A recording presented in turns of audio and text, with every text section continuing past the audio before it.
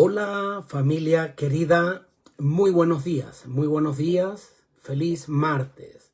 Quiero desearte en este día pues muchas bendiciones, desearte que en tu salir, en tu entrar, en todo lo que hagas, pues la mano de Dios vaya dando ese toque especial, esa dirección, esa guía, para que tú puedas hoy, al igual que yo, pues tener un día de victoria, de crecimiento.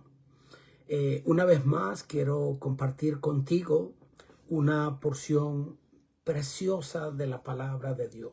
Realmente la porción que hoy hemos de estudiar y compartir me parece extraordinaria. Continuamos con el tema de la semana que hemos venido desarrollando, titulado el Génesis como el fundamento para la comprensión de las profecías bíblicas. Y hoy nos detenemos en una de las escenas más significativas del Antiguo Testamento, la cual es el casi sacrificio de Isaac, registrado en el libro de Génesis, el capítulo 22. En esta historia, de la cual empezamos a hablar un poquito ayer, allí se encuentra por primera vez la ley de la primera mención. ¿Recuerdas que hemos hablado de esto? Y entonces allí vemos cómo por primera vez en la escritura se menciona la palabra amor. Allí está en el capítulo 22, el versículo 2. ¿Ok? Ofrece, ve y ofrece a tu hijo al que amas. Pero también es donde se presenta o se hace la primera mención de el Cordero. Y eso lo vemos allí en el mismo capítulo, en el versículo 17. Ahora, estos son dos conceptos fundamentales que luego se siguen desarrollando y siguen siendo revelados plenamente en toda la Escritura. Es por eso que esta historia es un cimiento indispensable para que nosotros podamos entender no solo la naturaleza del carácter de Dios, sino también el centro de todas las profecías, Jesucristo, el Cordero de Dios. ¿Dónde está el Cordero? Es el título de la lección para el día de hoy. Y esa es la pregunta que atraviesa toda la Biblia. En Génesis 22:7, Isaac hace una pregunta que resuena a través de toda la historia de la redención. Padre mío, he aquí, dijo él, el fuego y la leña, pero ¿dónde está el cordero para el holocausto? Fíjense ustedes que esta no fue una simple pregunta infantil o adolescente del hijo de Abraham, sino que es la pregunta central de toda la humanidad. ¿Quién nos puede salvar? ¿Dónde está la provisión de Dios? ¿Dónde está el sustituto? ¿Dónde está la esperanza? ¿Quién es el único que nos puede salvar? Señor, ¿dónde está tu provisión? ¿Dónde está, Señor, que siento que no te veo, que no intervienes en mi vida? Que estoy a punto del colapso, Señor, que ya no puedo más, que estoy por perecer, como dijo Pedro, Señor, sálvame. Esta es una pregunta que ha salido de la voz y el corazón de todos nosotros en algún momento de nuestra vida. Y Abraham responde con fe. Él dice en el versículo 8 del mismo capítulo 22, Hijo, Dios se proveerá de cordero para el holocausto. Entonces, esta respuesta de Abraham se convierte en una profecía que va más allá de ese momento. O sea, nada en la Escritura está escrito para entretener o llenar un espacio. No es una mera historia. Es por eso que uno de los principios de interpretación que hemos venido leyendo para entender las Escrituras es que debemos estudiar las Escrituras de una manera contextualizada. donde tiene toda una razón de ser, un propósito mayor que va a tener repercusión por mucho más tiempo, no para el momento per se en que ocurrió esa situación. Y de manera especial, esto tiene pues un gran significado, como ya lo dijimos, para el resto de toda la historia de la salvación. Porque en toda la historia del Antiguo Testamento, los 38 libros restantes, pues responden poco a poco a esta pregunta. Fíjate cómo lo responde a esa pregunta, ¿dónde está el Cordero? Bueno, se fue respondiendo desde los corderos sacrificados en la Pascua, que se menciona en el libro de Éxodo, hasta los salmos mesiánicos, los profetas, el siervo sufriente que menciona Isaías 53. Todo apunta a dar respuesta a esa pregunta. ¿Quién es el Cordero? ¿Dónde está el Cordero? ¿Dónde está la provisión? Ahora, el fuego, la leña, es importante, ¿ok? Pero el Cordero es indispensable. Y esta pregunta me permite a mí establecer una analogía profunda, tremenda, que creo que vale la pena mencionar. He aquí el fuego, Padre, he aquí la leña, pero ¿y dónde está el Cordero? El fuego podría simbolizar el fervor espiritual, el celo, la pasión religiosa y pues la leña quizás la estructura, el edificio, la iglesia como tal, la liturgia, los esfuerzos humanos, la obediencia externa. Todo esto es necesario que esté presente, pero sin el Cordero no hay entonces sacrificio aceptable, completo, no hay perdón, no hay reconciliación. Podríamos tener emoción sin redención. Podríamos tener doctrina sin transformación. Podríamos tener activismo sin adoración. Podríamos tener moralidad sin justificación. Podríamos tener religión sin relación con el Salvador. Entonces, Cristo es el centro. Sin el Cordero, todo lo demás es incompleto. La respuesta, he aquí el Cordero de Dios, que se hizo, la declaración que se hizo en el Nuevo Testamento, he aquí el Cordero de Dios, llega entonces de una manera ya concreta como respuesta a esa pregunta que se menciona desde el Antiguo Testamento. Esa pregunta que Isaac le hizo a Abraham, que luego se fue entonces desarrollando y prometiendo y presentando y figurando a través de todo lo que ya mencionamos en el Nuevo Testamento y en esta declaración que hace Juan el Bautista, cuando ve descender Jesús hacia el lugar donde Juan estaba bautizando. Allí entonces, cuando le ve venir, Juan el Bautista da la respuesta. Cuando dice, he aquí el Cordero de Dios, que quita el pecado del mundo. Juan 1:29. Juan el Bautista, al ver a Jesús, responde a la pregunta de Isaac.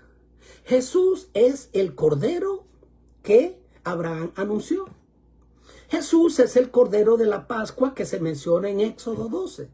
Jesús es el siervo sufriente que menciona Isaías 53. Jesús es el Cordero inmolado y glorificado que menciona Juan en Apocalipsis 5.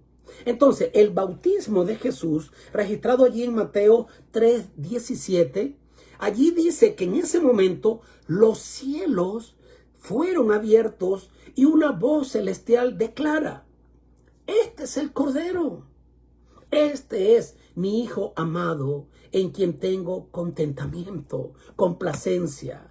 De tal manera entonces que allí vemos un paralelismo tremendo entre Génesis 22, allí del 11 al 14, ¿sí? Cómo entonces allí la voz del cielo interviene también una vez más para salvar a Isaac, anunciando la provisión de Dios. Del cielo descendió esa voz Cuando entonces estuvo Abraham a punto de sacrificar a Isaac y le dijo, para, aquí está el cordero, acá está la provisión. Y cuando entonces Jesús llega, Juan lo anuncia, he aquí el cordero. Aquí está esa provisión que estaba prometida, que se anunció, que siempre había sido presentada tras figuras, símbolos, pues de una manera imperfecta, por así decirlo, incompleta, porque era figura de lo que habría de suceder. Pero acá, en el Nuevo Testamento y en la persona de Cristo, se da respuesta a esa pregunta de Isaac. Padre, ¿dónde está el cordero? En Apocalipsis 5, del 5 al 10, el cordero ocupa el centro del trono de Dios. Ha vencido, hay un cántico allí, es digno, ha redimido con su sangre a personas de toda lengua, pueblo y nación. El cordero reina. Vi en medio del trono, dijo allí Juan en Apocalipsis 5, un cordero como inmolado. Y se le dijo, digno eres porque fuiste inmolado.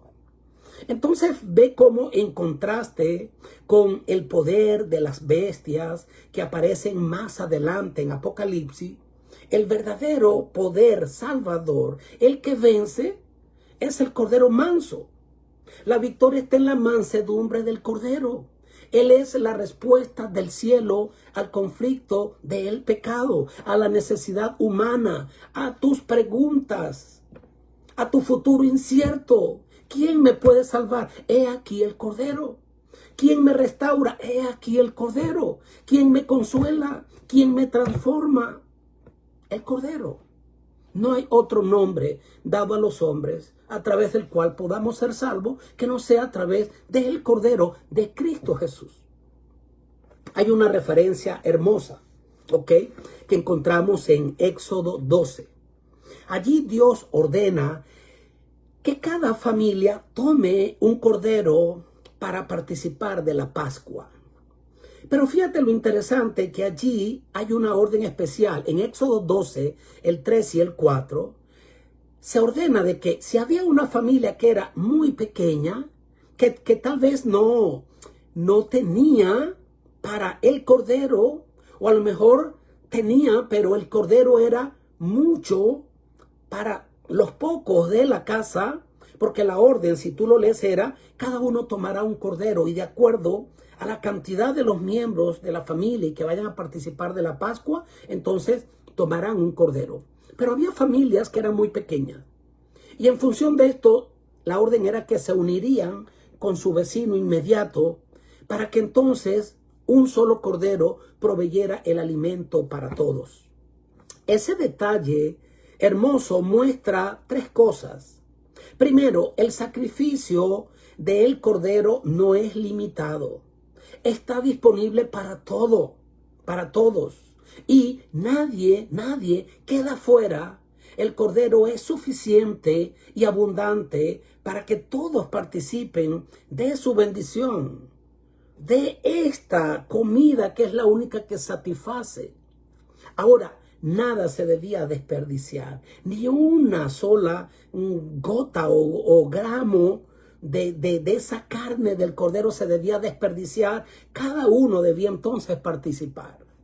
Ahora, a veces, ¿cuánto se desperdicia a este cordero, a su provisión, a lo que Él es capaz de satisfacer en tu vida? Y andas tú quizás con hambre espiritual, donde nada te satisface, donde sientes que tu vida no tiene sentido.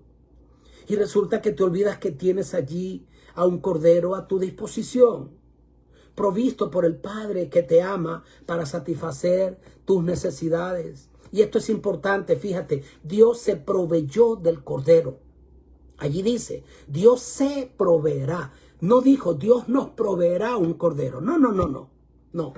Allí la palabra y el registro y la respuesta de Abraham dice, hijo, tranquilo, Dios se proveerá de cordero. O sea, Dios mismo fue el cordero. Porque allí donde Abraham da la respuesta a su hijo, no fue solo esta una promesa profética, sino que fue una declaración del corazón mismo del evangelio. Dios estaba, dice 2 Corintios 5:19, reconciliando al mundo consigo mismo a través de Jesucristo. Dice, el cual no escatimó ni a su propio Hijo, como lo dice Romanos 8:32. O sea que Dios no solo proveyó el Cordero, Dios mismo fue el Cordero. Jesús no fue la víctima del Padre, sino que Él mismo, Dios, se entregó en tu favor y en el mío. El Padre y el Hijo y el Espíritu Santo y toda la deidad estaba entregándose por tu salvación y por mi salvación. Quiero finalizar entonces, mi querido, con la esperanza que tenemos en el Cordero. ¿Y cuál sería la esperanza sin el Cordero? ¿Qué pasaría sin el Cordero? Sin el Cordero no habría sustitución. Sin el Cordero o sin la sustitución no habría perdón. Sin el perdón no habría justificación o no hay justificación. Y sin la justificación no hay esperanza de salvación, no hay esperanza en el juicio. Pero con el Cordero todo cambia. Porque con el Cordero hay redención. Con el Cordero hay acceso al trono. Con el Cordero hay una nueva canción en tu corazón y en el mío. Con el Cordero hay una victoria final. Qué lindo, ¿no? Entonces, hoy tú y yo podemos tener muchas cosas. Podemos tener fuego, pasión, leña, la estructura, doctrina, profecía, obra, fervor, muchas cosas. Son parte de, no digo que no sean importantes. Pero sin el Cordero no hay vida. Sin el Cordero es metal que resuena o címbalo que retiñe. ¿Dónde está el Cordero? La cruz lo mostró. El trono lo exaltó y el juicio lo vindicará. Y un día le veremos al Cordero cara a cara. Así que toda nuestra fe, toda nuestra interpretación profética y toda nuestra esperanza estén centradas en aquel que fue inmolado y que vive para siempre jamás. Dios te bendiga, ¿ok? Quiero elevar una oración por ti, para que ese Cordero sea el que haga la diferencia y signifique y represente todo en tu vida, como pido a Dios que también represente todo en la mía. Quiero orar por ti. Padre querido, gracias por el Cordero. Gracias por el Cordero que fue inmolado. Ese será nuestro tema ya en la gloria. Tanto amor, tanto desprendimiento. Tú mismo te entregaste cual Cordero en la persona de tu Hijo, porque Él y tú eran uno solo. Son uno solo, Señor. Gracias por el Cordero, por su sangre que nos redime. Bendícenos, por favor. Ayúdanos para que podamos tener confianza en ti. Bendice a cada persona que anda desesperada y llena de insatisfacción, de temor, de incertidumbre. ¿Qué pasará? ¿Qué pasará? Permite que esta porción de tu palabra traiga paz a cada corazón que la reciba. Quedamos en tus manos, por favor. Condúcenos y guárdanos por siempre, porque lo pedimos y rogamos por los méritos santos de Cristo Jesús, el Cordero que fue inmolado por mí, por cada uno de mis amigos. Todo lo pido en el nombre de Él. Amén. Bueno, mi querido, Dios te bendiga. Creo que hemos tenido una lección maravillosa. Pido a Dios que Él siga dirigiendo tu vida. Chao. Dios te guarde.